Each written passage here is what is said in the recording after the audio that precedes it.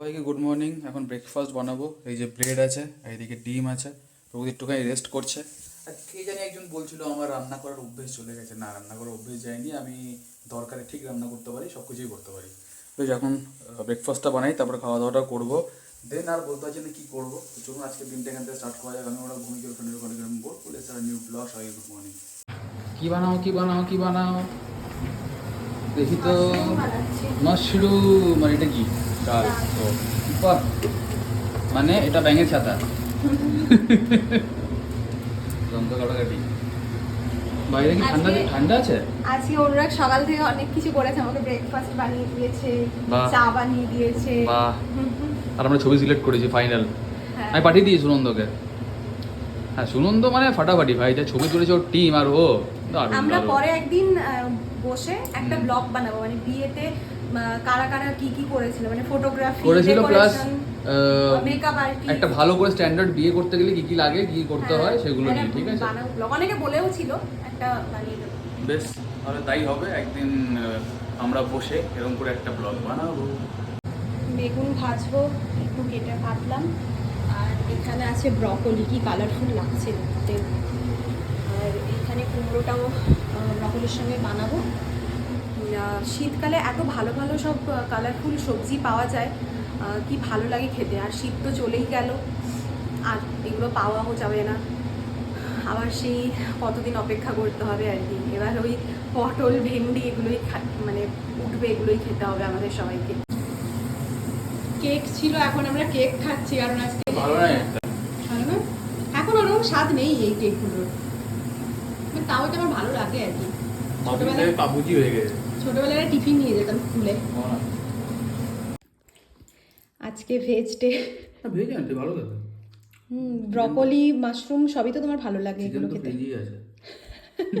ওইটা ভেবে ভেবে খাচ্ছ নাকি? ভালো হয়েছে মাশরুমটা, হেভি। ব্রকলিটা আমি ভাজাই বানিয়েছি একদিন, ওই চিজ ব্রকলি ওটা বানাবো। মাশরুমটা হেভি। 2000 years later. এখন যাচ্ছি একটা অনুষ্ঠানে, তাই রেডি হলাম। আর অনুরাগই যাবে আমাকে নিয়ে, অনুরাগও যাচ্ছে। ওখানে গিয়ে আপনাদের অনুষ্ঠানের কিছু কিছু অংশ দেখাবো। ভীষণ ভালো একটা অনুষ্ঠান। আর আমার বন্ধু করছে আজকে প্রোগ্রাম, দীপরঞ্জন, যাকে আপনারা আগে অনেকবার দেখেছেন। ও তো ভীষণ ভালো তবলা বাজায়। আজকে ও বাজাবে, ওরও বাজনা শোনাবো আপনাদেরকে।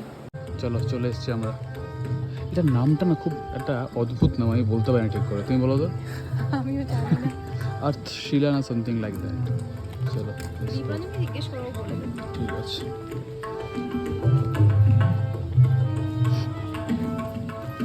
যাও যাও করে যাও, দাঁড়িয়ে যাবে। ওই যে দীপন দাঁড়িয়ে রয়েছে বাইরে, মানে ভেতরে আর কি, দীপের ভিতরে রয়েছে।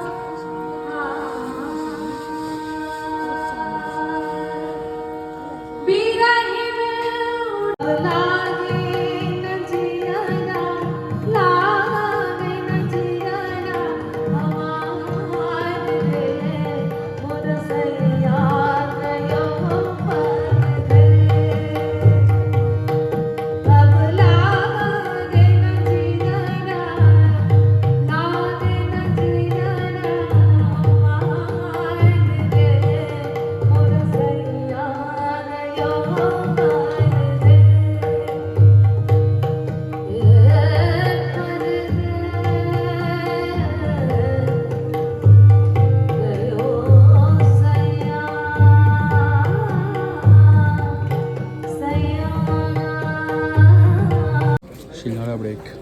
প্রভুত সিঙ্গারা নিয়ে চাও আছে, চাও আছে, হ্যাঁ singara break, tea break and singara break.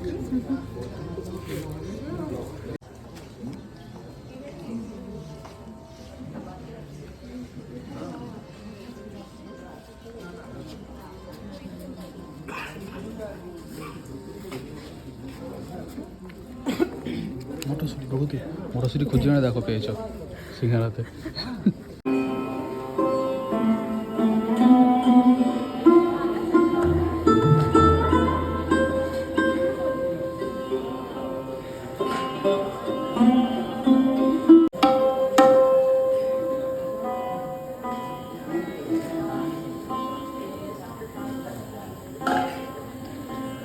আমাদের আজকের দ্বিতীয় পর্বের অনুষ্ঠান শরৎপাদন। শরতের সঙ্গে তবলায় থাকছেন শ্রী দীপরঞ্জন ঘোষ। তার সম্পর্কে কিছু জেনে নিচ্ছি।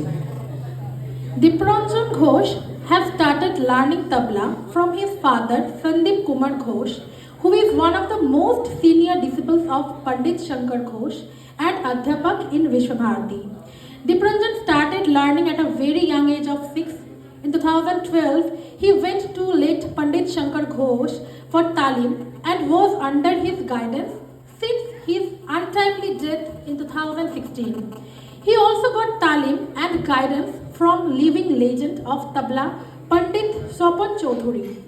He has won awards from various prestigious competitions of music, including All India Radio Music Competition, Doverland Music Competition, Inter-University Youth Festival, Rajya Juba Utsav, and Chetla Murari Sriti Songit Sammiloni. Dipranjan is a B grade artist of All India Radio and Doordarshan and has done masters in music from Vishwabharati. He was invited for ITC Music Awards in 2013 in Mumbai and awarded with Pandit Nikhil Ghosh Memorial Promising Artist Award in 2012. He has performed multiple times in Doordarshan, including solo and accompaniment, and also performed in prestigious concerts of India and abroad like Chetla Murari Sriti Music Festival, Kolkata, Tal Swarang Music Concert, New Delhi, ITC Music Award Ceremony, NCPA, Mumbai, Char Prahar Music Festival, Newark 2020, Sarvari Roy Chaudhuri Music Festival, and many others.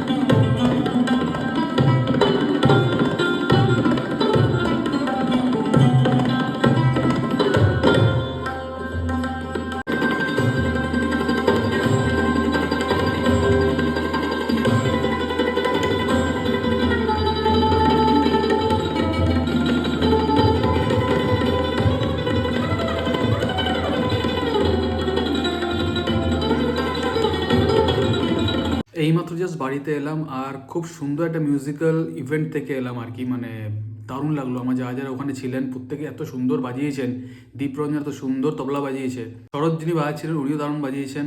আর তার আগে একজন গান গাইছিলেন, দীপরঞ্জন বাবা ছিলেন, উনি তো কি আর বলবো, ওনাকে কিছু বলার নেই, উনি দারুণ একজন তবলা প্লেয়ার। ওনার সঙ্গে যিনি গান করছিলেন হিন্দুস্তানি ক্লাসিক্যাল মিউজিক, উনিও দারুণ গেয়েছেন। অসাধারণ একটা প্রোগ্রাম দেখে এলাম আর্টশিলা থেকে। ভালো বলো তোমার? দারুণ ছিল না? মনটা পুরো ভালো হয়ে গেল একদম। তার মানে তোমাকে মন খারাপ থাকে আমার সঙ্গে থেকে? একটা হয় না যে সব সময় মানে একটা পিস, হ্যাঁ এক্স্যাক্টলি পিসফুল এই ইভেন্ট। ওয়ার্ডগুলো আমি ভালো বলতে পারি না বলে সবসময় আমাকে এরকম করা নাকি। ঠিক তারপর আছে। আরো ভালো লাগলো ডিপার্টমেন্টে সবার সঙ্গে দেখা হয়েছিল, সব টিচারদের সঙ্গে আর কি। আচ্ছা এটার আচ্ছা, জন্য আরো বেশি ভালো লাগলো। বেশ খুব ভালো। তো এখন আমরা বসে বসে একটা মুভি দেখবো, তারপর ডিনার করবো, বাকি কিছু বলতে চাই না আমরা কি করবো, তাই তো নেই? এসে একটু চা বানালাম, আর ওখানে তো খেয়েছিলাম চা, তাও আবার একটু বাড়িতে এসে খাবো আর কি, একটু বেশি করে চা তার জন্য বানালাম। এই যে চা বানিয়েছি, আর এই যে অনুরাগ ল্যাদ খাচ্ছে। স্যাটারডে সানডে ল্যাদ দিবস।